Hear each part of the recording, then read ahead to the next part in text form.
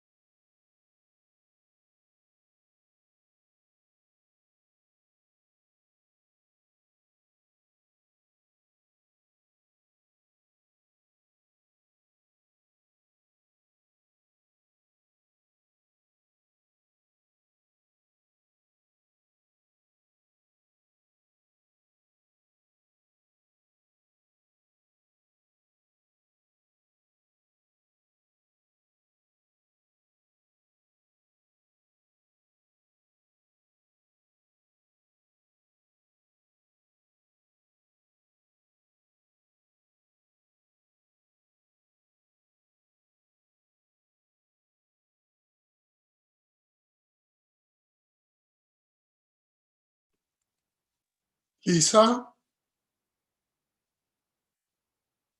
Yes. Lisa, Yes. did you see the email? I did see the email. Beautiful, no? Yes, and I love that he apologized to you. Guys, just so you know, we're live.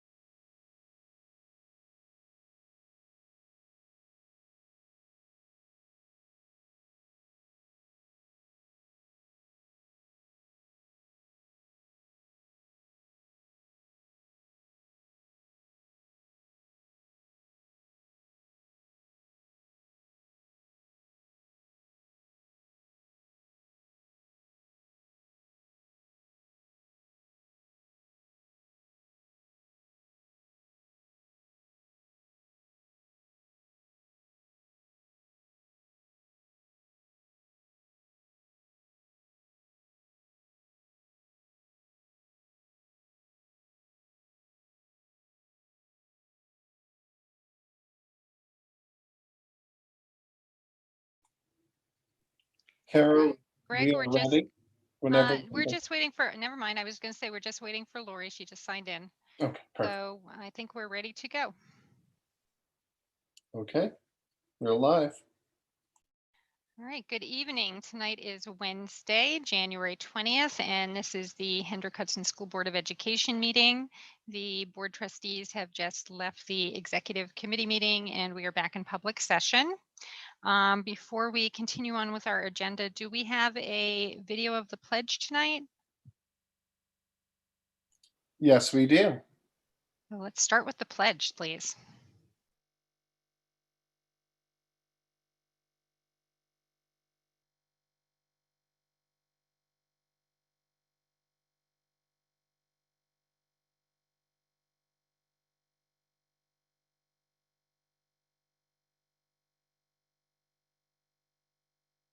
Sharing in one moment. Okay, good. I didn't hear anything. I thought it was just me. Sorry, I just want to share it with the sound.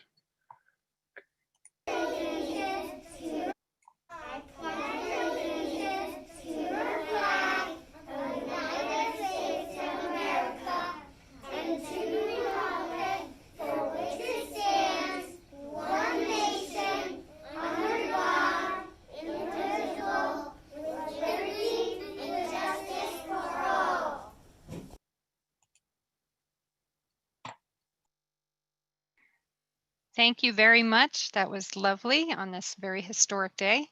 Can I get a motion to approve the agenda as stated, please? So moved.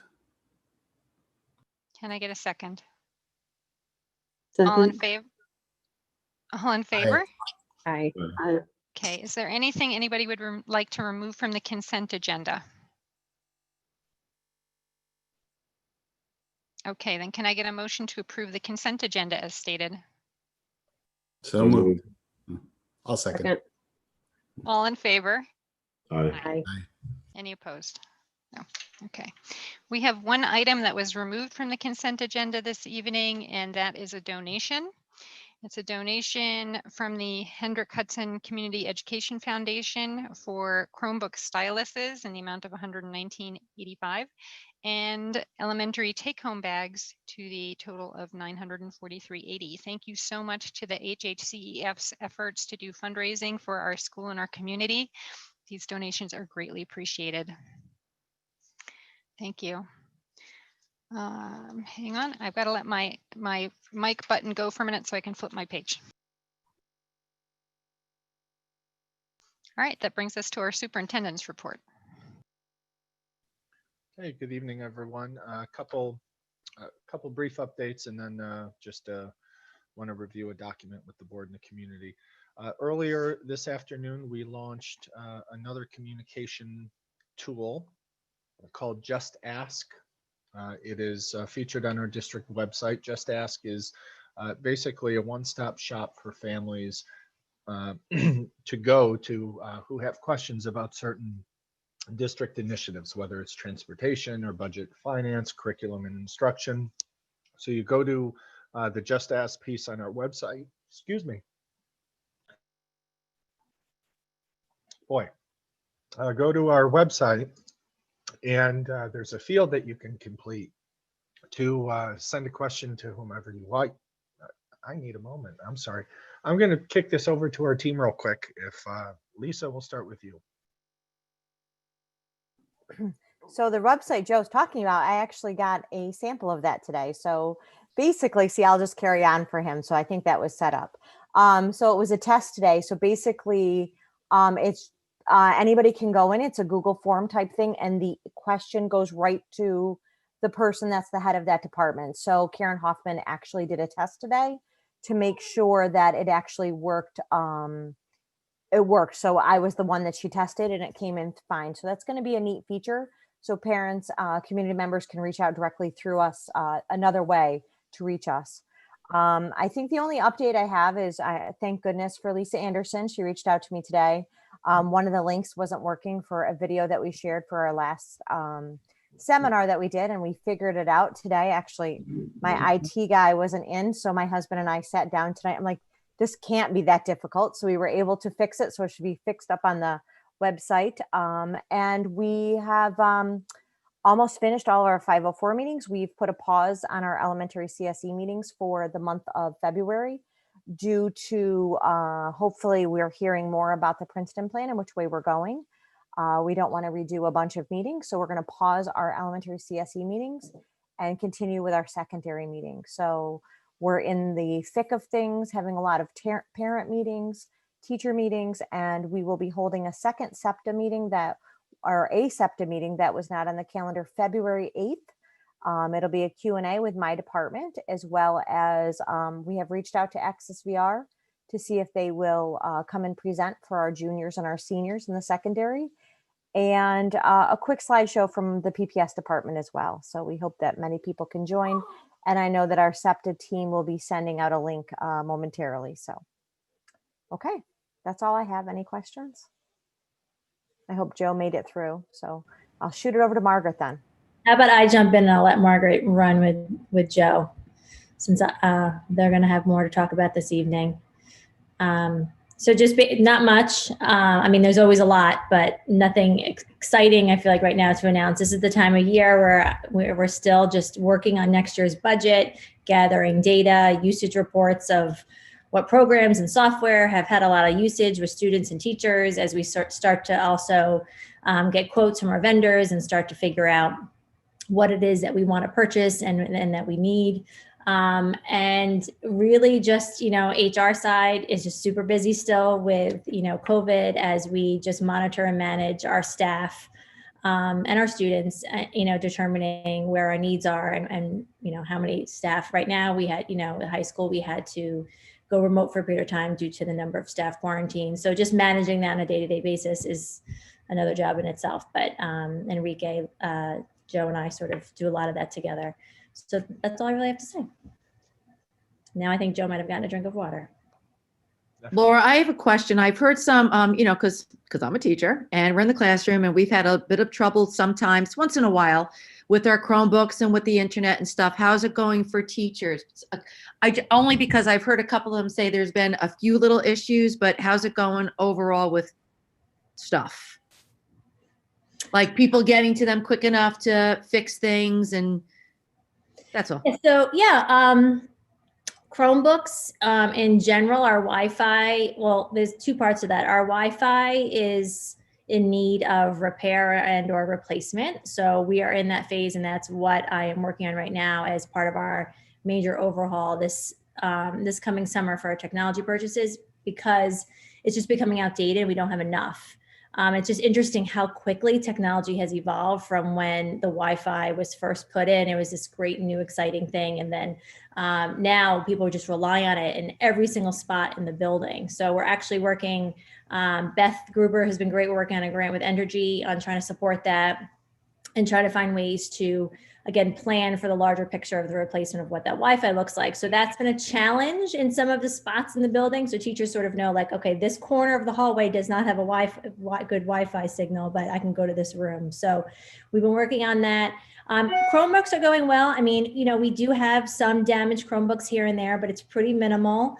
And our help desk, are my team of guys. So they've been just servicing as needed. Working with families, swapping out devices.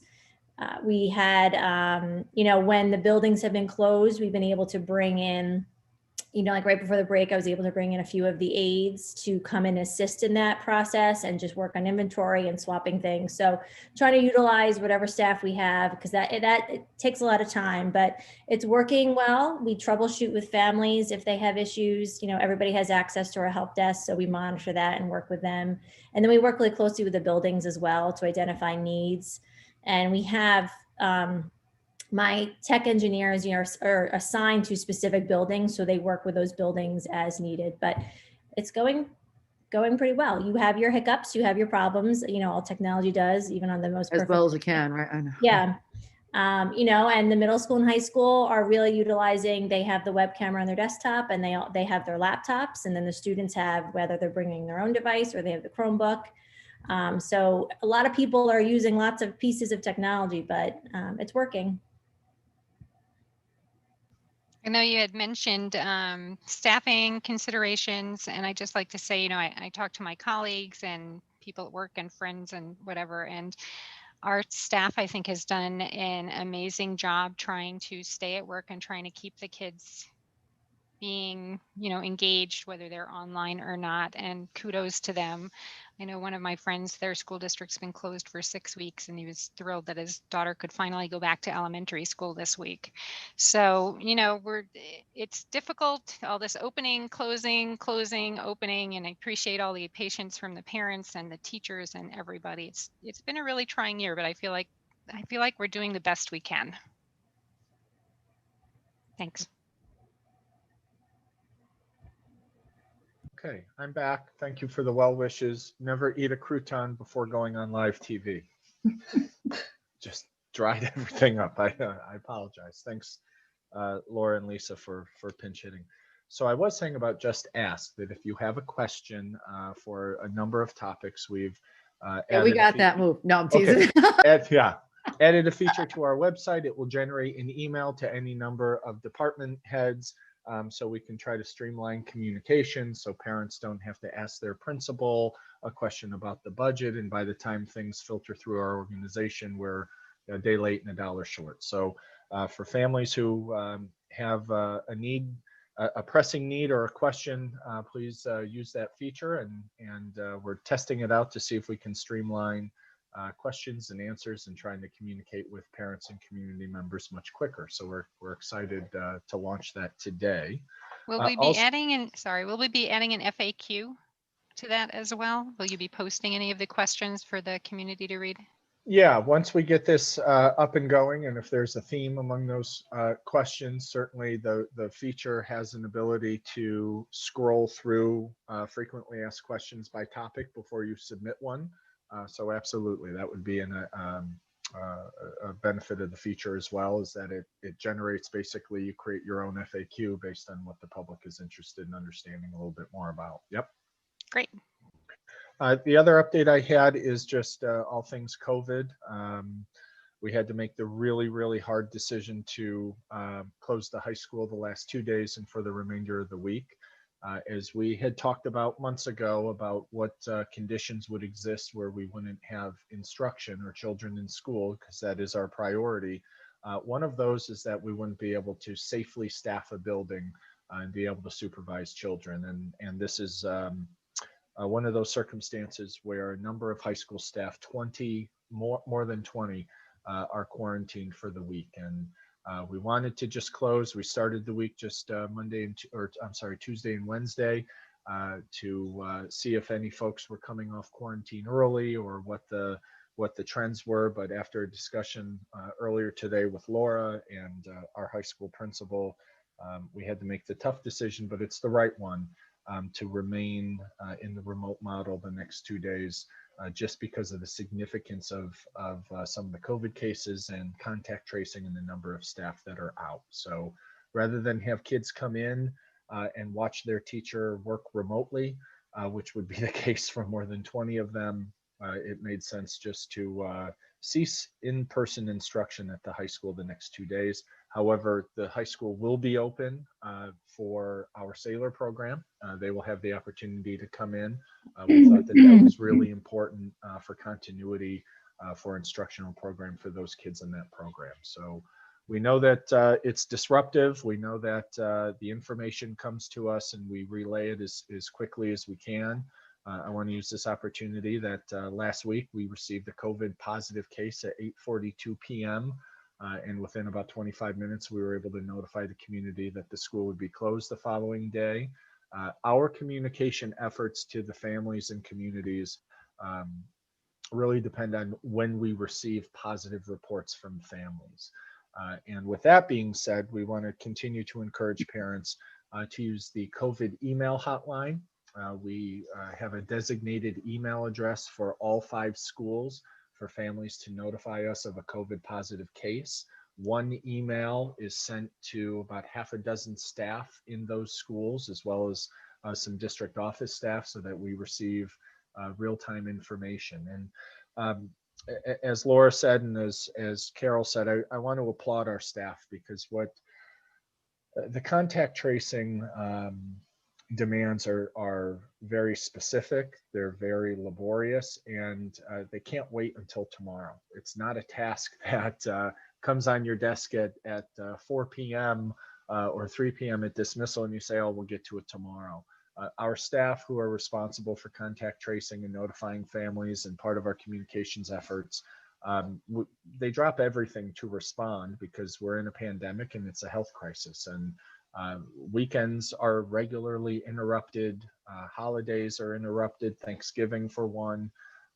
So I want to really send my appreciation to all of those folks who work on the back end to make this happen so that we can make smart and safe decisions for kids, because we receive information at the most bizarre hours. We received information of a COVID positive at an elementary school, and we had to turn kids around before lunchtime. So we respond as quickly as we can. We know that it's disruptive. We know that there's never a good time to announce that school is closed, but we make those decisions and make those communications as quickly as we can. The last piece that I'll just share with people is to remind everyone, both those who have a COVID positive case at home or those who are keeping track of our school infection rate on the state website. We are not permitted to notify the Department of Health of a COVID positive until we have a lab report.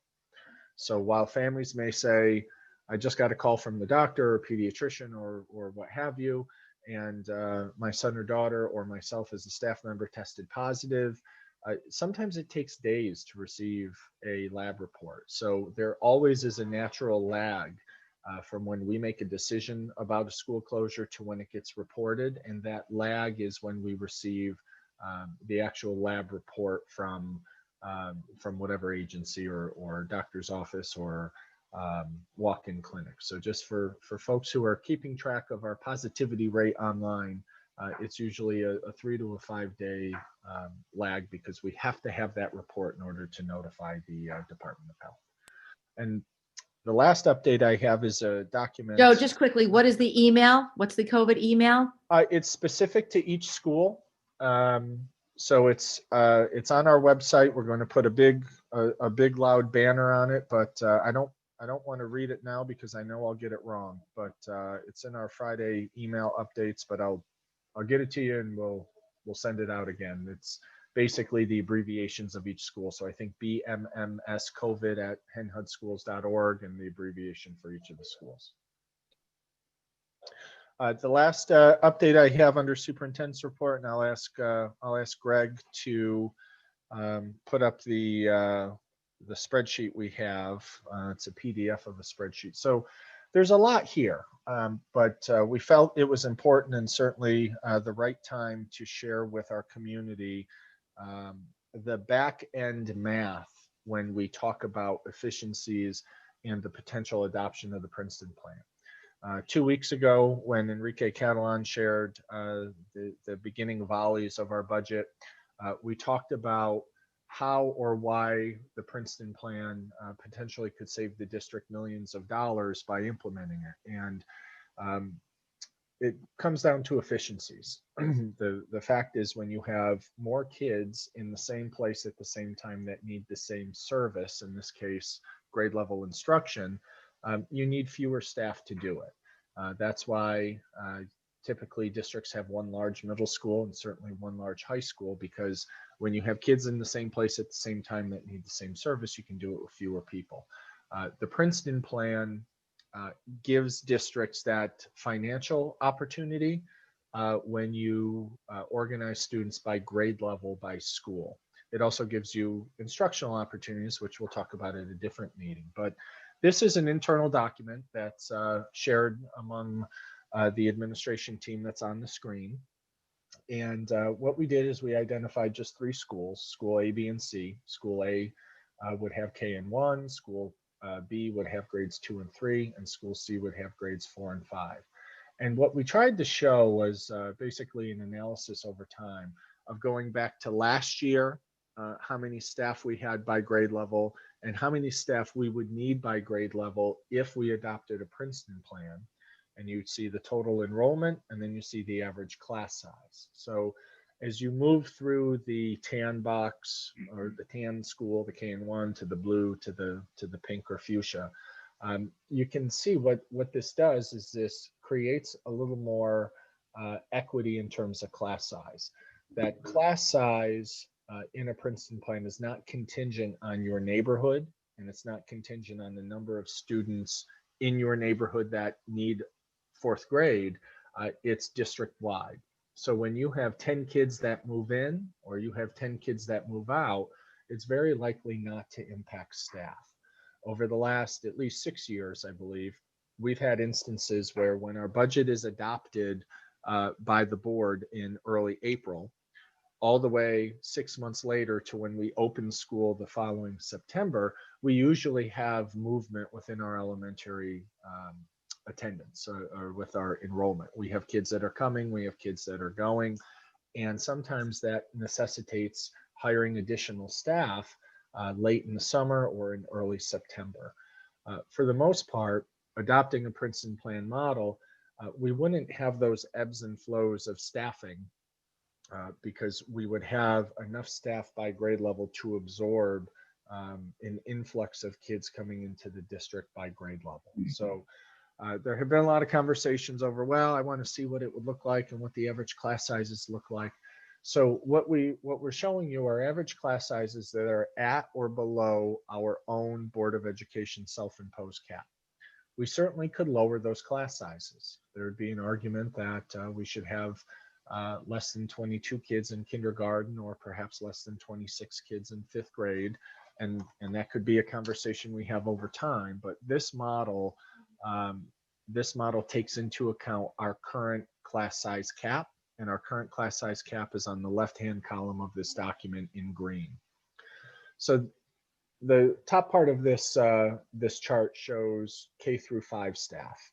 And if we look at moving from a model that we have today, 3 elementary schools, K through 5, to a proposed or potential Princeton plan, we would need 8 fewer grade level teachers in order to have class sizes at or below our cap. The bottom part of the document talks about all of the other teachers that support the elementary model. These are special area teachers. They include reading teachers, phys ed, special ed, ENL. You can see them there on the left-hand side. When we run a staffing model based on school A, B, and C, based on class sizes, based on special ed program, again, based on efficiencies, we would need fewer teachers by certain areas, as you could see highlighted in yellow, which would gain more efficiencies. I believe it's 6 more. So by adopting a Princeton plan based on today's numbers, if we transferred our 3 elementary schools to a Princeton plan February 1st, based on our enrollment, we would need 14 fewer teachers. Now, that's a really tough pill to swallow. But the only way the district would save money and reduce a potential tax increase is to reduce the number of staff that we need to deliver that program. Where would 14 reductions come from? Some of them would come from retirements. Some of them would come from we call it attrition, just when staff leave for other reasons. We have staff that say, oh, I'm moving, or I'm no longer interested in, working in education, or they have opportunities elsewhere, a number of reasons why staff leave. The last resort would be reducing staff through layoffs, through reduction in force. But we're not there yet because we haven't made a decision to adopt the principle. But we were at the point in the dialogue where for a little over a year, we were talking about how moving to a Princeton plan creates efficiencies. And we wanted people to see behind the curtain to see, what do efficiencies look like? What do you mean? What are the numbers you use? What's the enrollment? What's the average class size? And we wanted to show that tonight, not just to the board, but to the public. And this is a document that we placed on board docs, so the public has access to it. We're going to use this by way of having conversations with our elementary teachers to talk about what life would look like if we adopted a Princeton plan, and basically how these numbers came about. So this is more of an FYI. It's a document that I'm sure we'll reference throughout our deliberations over the next month plus. But we're at the point in the planning process, as we talked 2 weeks ago, about what the budget implications would be of adopting the Princeton plan or not. We're at the point in the process to, again, show the board and the community what the model potentially could look like rolled out. So there's a lot there. Again, it's an internal document that we use. We've been using this sort of spreadsheet and this design for many, many years. We know a lot about it because we reference it daily. So any questions from the board, and we can entertain them.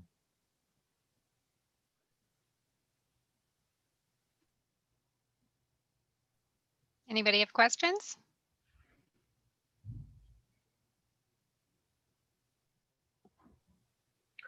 Okay. So I'll kick off a question. So at some point we'll have a discussion, depending on what our Princeton Plan Committee comes back to us with, and we're thinking about doing.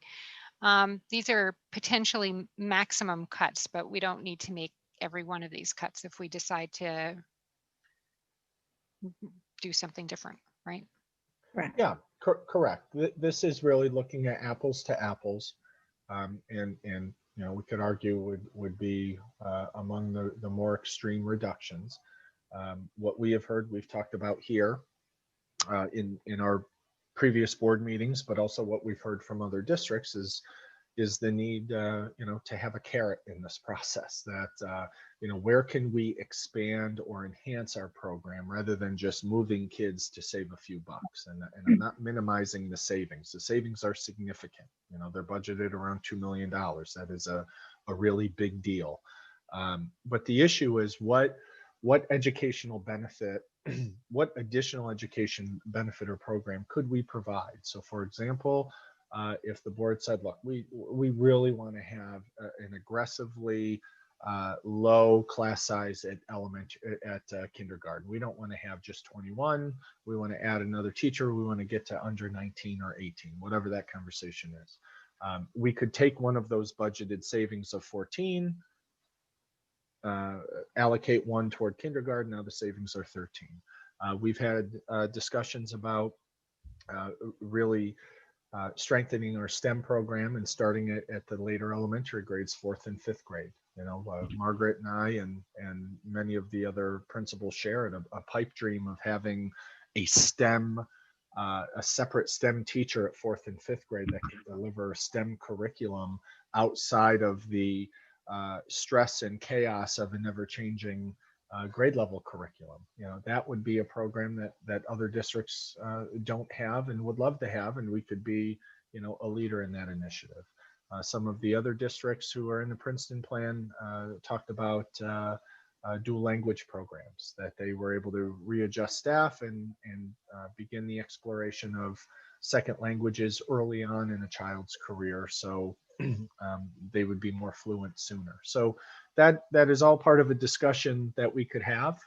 It could be, we could take all of the savings of the reduction in staff and put it against a tax levy. We could split it in half. We could you know, really do a lot of things with it. But I think it's important to keep on the table the idea of some sort of carrot, for lack of a better term, is what am I going to get for this? What experience will my student have that will be different in school C than if they, you know, return to Furnace Woods next year as a 5th grader? And I don't know, Margaret, if you want to chime in a little bit, because you've been part of those discussions as well.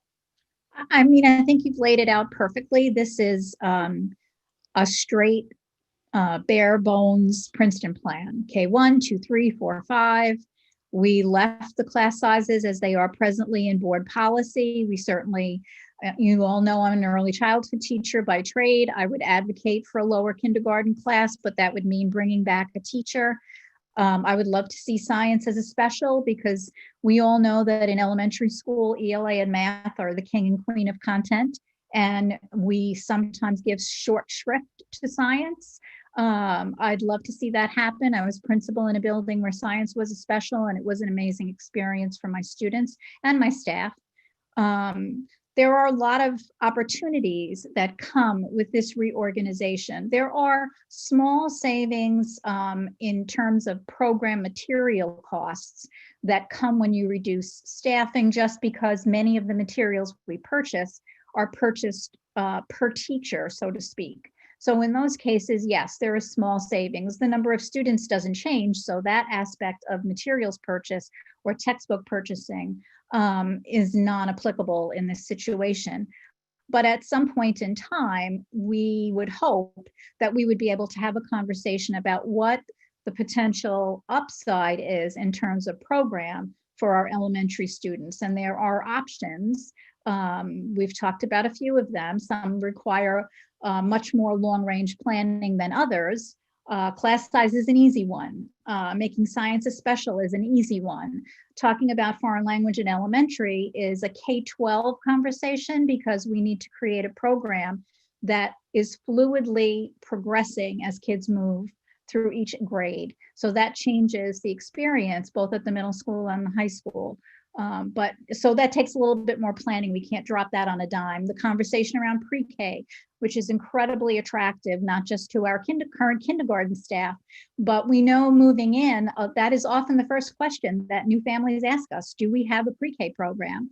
Many of our new families are coming to us from the city, and that is, as we all know, commonplace. So a pre-K program would require a little bit more time to plan. So maybe not something we could do next year, but certainly in the year after that. And Lisa and I have talked a lot together about an integrated pre-K. So there, at another board meeting, I think Joe will have us talk a little bit more about what the potential benefits are of this in terms of program for our little kids. And I think there's a lot of upside there.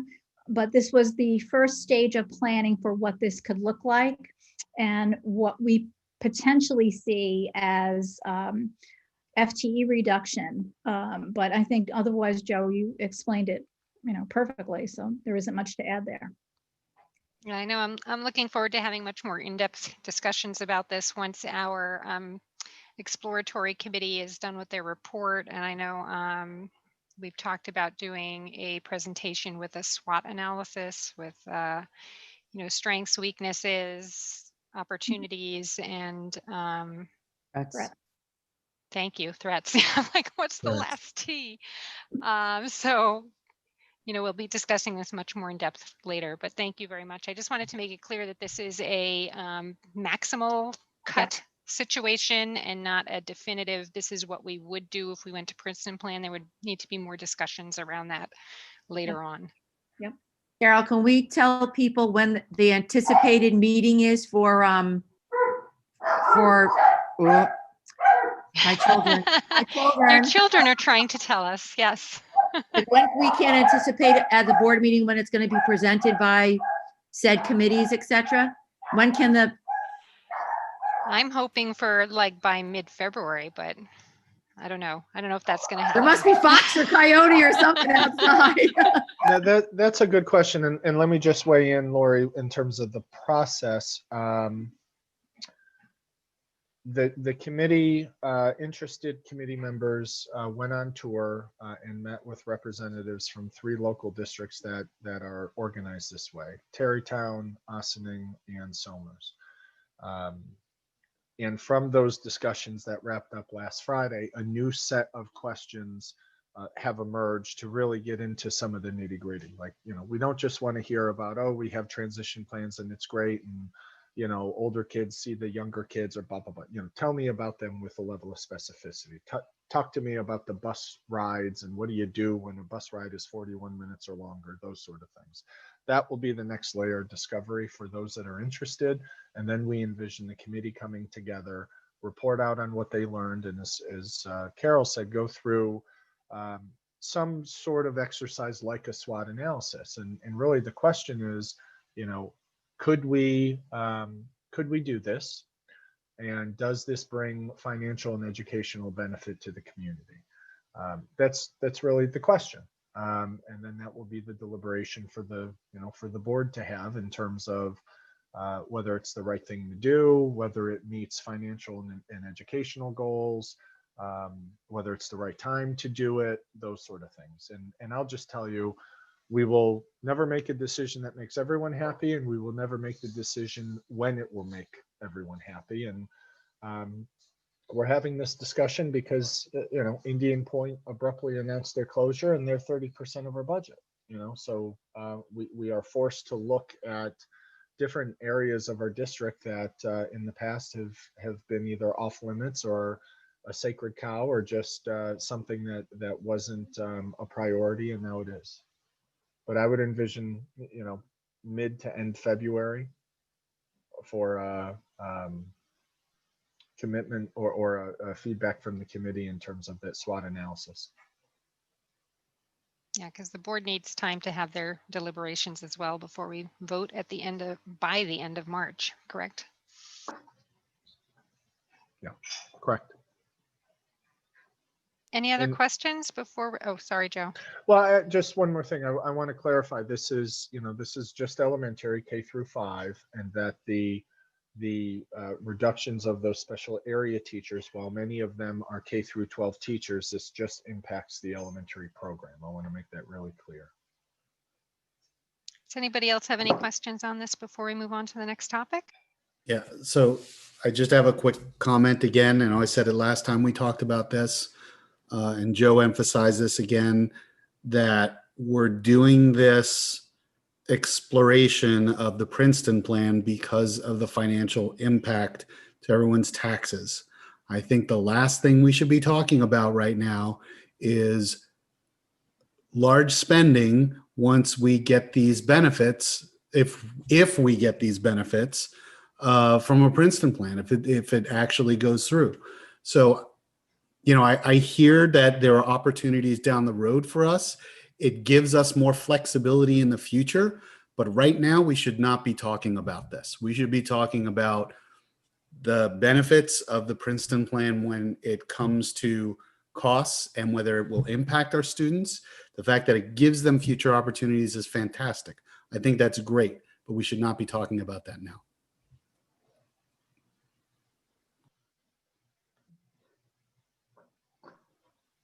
Thank you, Corey. Anybody else? All right. To be Joe, did continued. you have- Thank you. Yeah. Did you have a second? You had a second update, right? I don't. You I don't talked know. about COVID already. Yeah.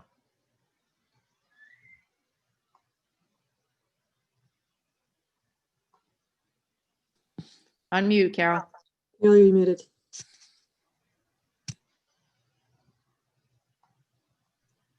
Sorry about that.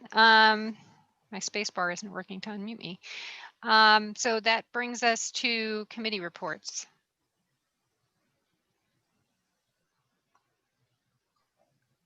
I have some. I do have some. This past week, actually the week before this week, there were several meetings that I attended. One was the Westchester Putnam School Board Association advocacy meeting. And we had a report from Evan Sullivan. He's with Ostrov and Associates, which is, again, to remind people of the lobbying firm the Lower Hudson Educational Coalition has hired to assist them with advocacy work. And we get the benefit of that as a school district and as Westchester Putnam School Board Association.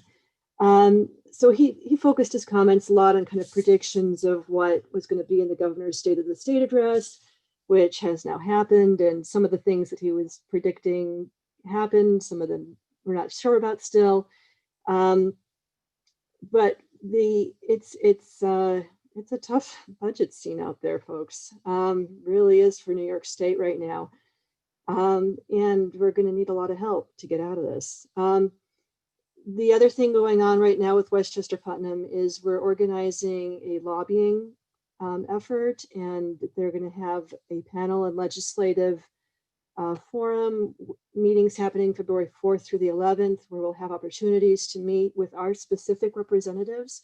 So be watching Board of Ed members for those particular pieces of information. And, we'll have Sandy Galiff there, and there'll be Senator Harcum, and it's our opportunity to really tell our story and why it's so important for us to have these additional helps for our kids. The other thing just to be aware of is Westchester County Representative Shelley Mayer is still chairing the Education Committee, which is nice to have somebody from Westchester County on board there.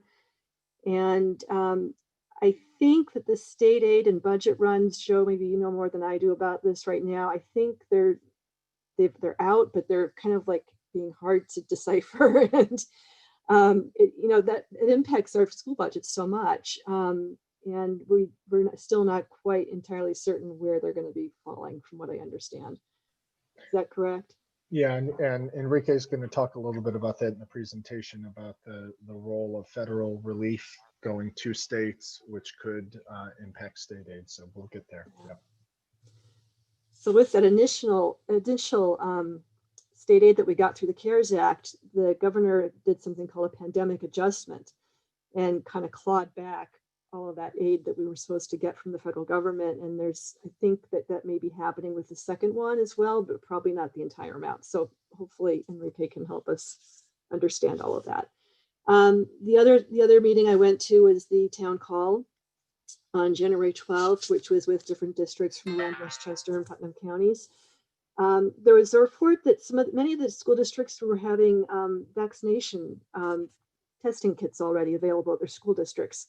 And they were talking about doing proactive testing versus doing kind of, what do you call it? It's not proactive, just, kind of surveillance testing, I guess, versus being told that they're in an orange zone and they have to be tested.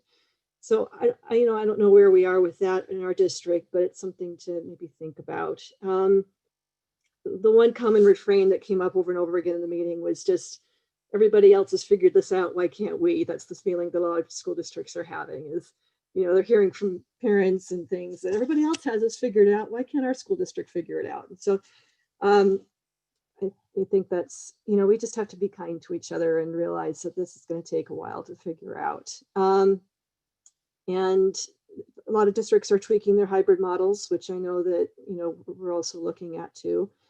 And lots of questions about the school budget vote. Is it going to be an all mail-in type of thing again? Are there going to be petitions that are going to have to be submitted? So those are things that we're trying to get answers to right now. And hopefully we can have more time than we had in the spring to sort that out. And that's pretty much it for me. That would be good if we had more time to figure out the budget vote and the trustee votes than we did last year. I know Carmen is trying to get the petitions ready for probably early February for people to pick up, right? So if you're thinking of running for school board, we will let you know when they're ready. Anybody else have committee reports? Okay, that brings us to our presentation.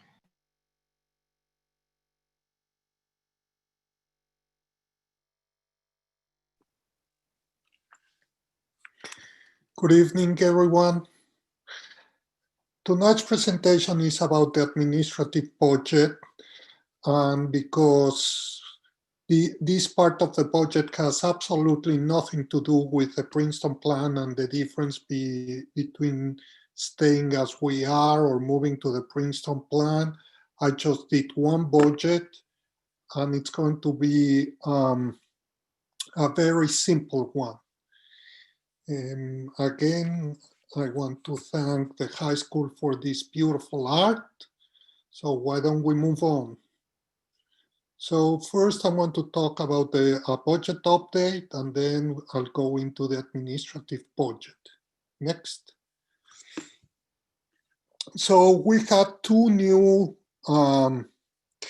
parts for our budget. One that really doesn't matter to us, but is important so I can tell you. And the other one that it's coming for all of us that, we've been around for many years.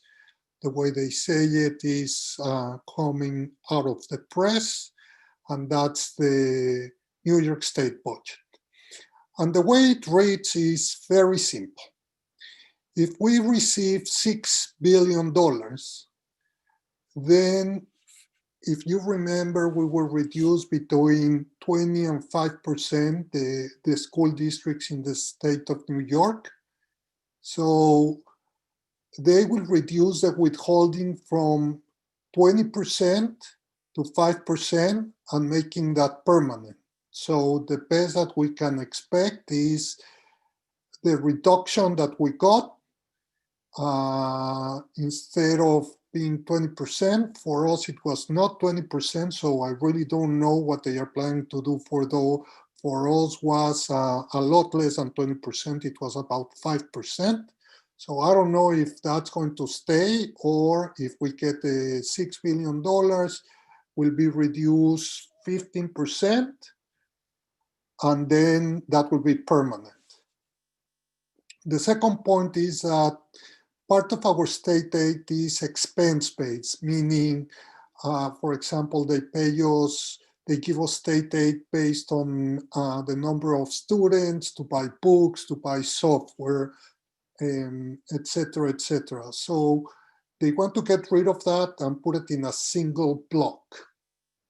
Now, if the state receives 15 billion, that's what they are talking about in the new $1.9 trillion Act scare, then state aid will be fully restored. And in my presentation last week and in this presentation, I'm assuming that. I'm assuming we will be fully restored. Again, for us, the reduction was only $160,000. So if that's what happens, then we'll have to use a little bit more of fund balance to use for our budget. The second part is that the New York State cap this year is 1.81%. For next year, it's going to be 1.23%, which is the second lowest ever. And again, that's not relevant to our budget because our tax cap is over 7% because of the reduction in pilots from Hendrick. So I'm just giving you the information, but again, that doesn't concern to us. Yes. Enrique, what does it mean when you say, what does it mean financially when there's a consolidation of expense-based aid into a single block? Does that mean that we would get less money for that? No, no one knows. To tell you the truth, I discussed that with many business officials today because we had the same question and no one knows. But what they are saying, at the end of the day, we don't know if it's going to be more money, less money, the same amount of money, but what they want to get rid of is to say, okay, Hendrick Hudson has 2,300 students, every student needs a new book, and we're giving you $70 per book. So they are saying, I'm getting rid of that, but we don't know if it's by book of software, and they are saying, okay, for every student, I'm just giving you $200. Or they are just getting rid of the expense base and saying, I don't know, I'm allocating X amount of money to this school district instead of the other one. So that's how it said it. It didn't say anything else what they mean by a single block. But the only thing that everyone is assuming is, again, when we get state aid, it's a software aid, X numbers of students at X amount, book aid, like that. So they are saying we're getting rid of that and we're giving you a block, a number, and that's it. But as we hear more, I'll let you know. Thank you very much. Any other questions? Next, please. So again, in our preliminary budget, nothing has changed. I just want to remind you that under the status quo, the budget will increase 3%, under the Princeton plan 0.7%, and the tax levy will increase 7% under status quo and 4.4% under Princeton plan. Next. Now we're going to talk about the administrative budget. Next. The administrative budget is divided in three. I'm sorry, the whole total budget is divided in three: program, capital, and administrative. And the administrative is divided in four, the biggest one being curriculum development and supervision, that is 51%, general support is 1%, central services, and central administration. So as you can see, the administrative budget represents only 5.8% of our total budget. Next. So the first part is the general support, which is the Board of Education. Under the Board of Education, we assign some money for the board to get memberships, like in the board membership, to get training for new board members, and for BOCEs, like board docs. We also have there the district clerk salary, dues, expenses, and the cost of producing all these meetings. So as you can see, last year, the total part was $25,720. This year is a little bit more, with an increase of $93, or 0.3%. Any questions? No? Next, please. The second part is central administration, and it starts with the Office of the Superintendent. In parentheses, you can see the FTE, the number of people that work in that office. It includes the salary, supplies, equipment, everything, so the superintendent can manage his job. And the increase is $7,000, 1.5%. And the number of people are 2. That means it's the superintendent and his administrative assistant, who is Carmen Koch. Business administration is the business office, that it's under me. I have 4.25 people working with me, including me. And this includes salaries, expenses, and the same as with the superintendent, everything that makes my office work. And the increase there is going to be around $3,000. The next one that it's always been under me, but it's obviously not part of the central administration, but just because of the way we code, is the school resource officer. And it's the same amount as last year. And then finally, the treasurer, auditors, internal and external auditors, our tax that we pay to Peekskill, and that's an increase of about 3%. And the total increase is $16,000, or a 1.1% increase compared to last year. Next, please. Central services includes all our legal costs. Then it includes the personnel department, and that's again 2 people, Laura and Fran.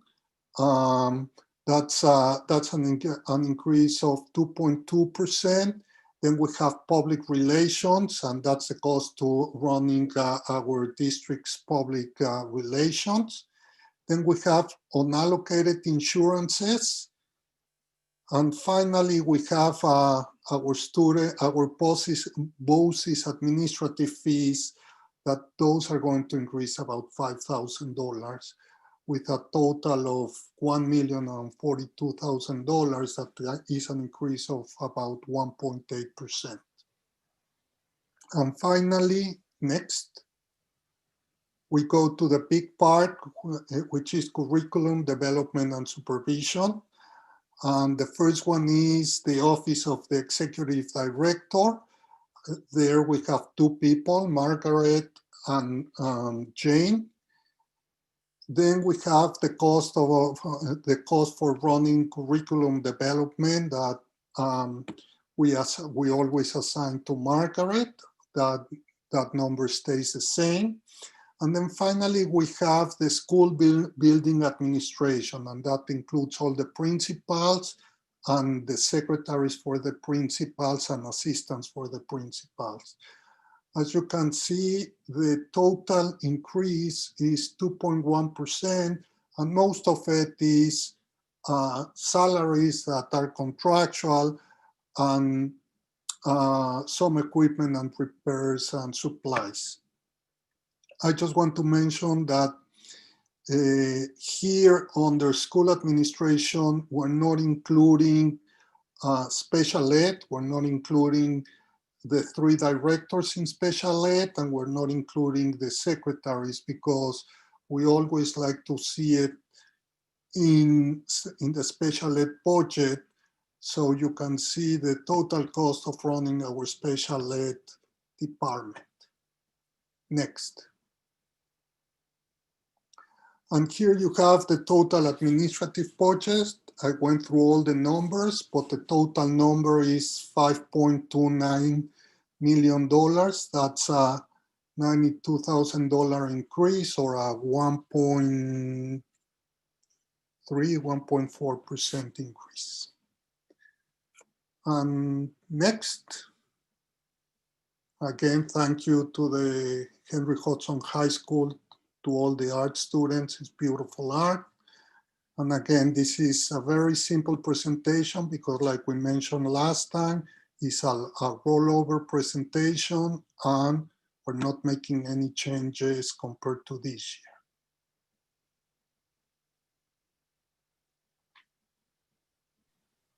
Yes. No. Yeah. Sorry. I'm not sure what the BOCES administration, like, what is that line item? What does that include? The BOCES administrative fee is the cost that the 18 component districts have to pay for BOCES, for Putnam, Northern Westchester BOCES, so they can run as a BOCES. So with that, we help pay for their salaries, for their administrative cost. So the way it works, Alexandra, is that they are like a business in the sense that they provide us with services. But besides that, they also have a superintendent, assistant superintendent, and the 18 component district pay for those expenses for them. Do we all pay 1/18 of the pie, or do certain districts with more kids? It's based on a formula, but mainly based on the percentage of the budget of each of us, the wealth of each of us. So it depends on wealth, size, mainly. So we just get told what we have to pay. We don't really have any control over that number. Yes, we do. Actually, we do, in the sense that in about a month and a half, we'll vote for the BOCES budget. And if the board doesn't like it, the board can say, no, we don't like it, go back and cut it. It has never happened, but yes, we have control. Okay, very helpful. Thank you. Yeah. And before it gets to you, the 18 business officials meet with the business official with BOCES, and we discuss it, and it's open, like our budget is open for the community. We have meetings with BOCES, and we tell them what we like, what we don't like. So a year like this year, we might be able to convince them to lower it, to use a little bit more fund balance if they have it. So it's a discussion, like we're having a discussion for our budget.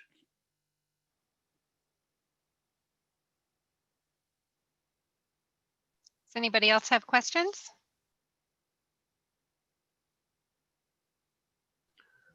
I'll just All add right, thank you, Enrique. I'll just add a comment. It's important to underscore that these costs, administrative costs, are the cost to run those offices and operations. So for example, we spend a significant amount of money on our board elections and having to notice the public. Those costs are in there.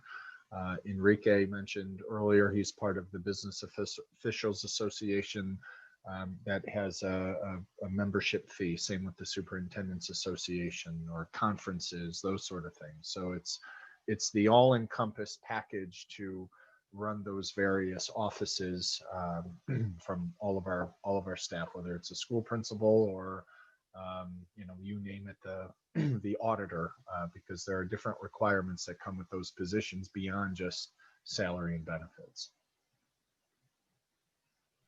Thank you, Joe, for that clarification. All right, so that brings us to our hearing by the public on our agenda items.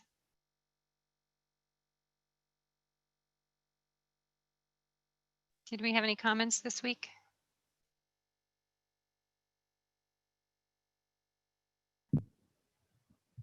Good evening, everyone. Hi. No, we did not have any comments this week.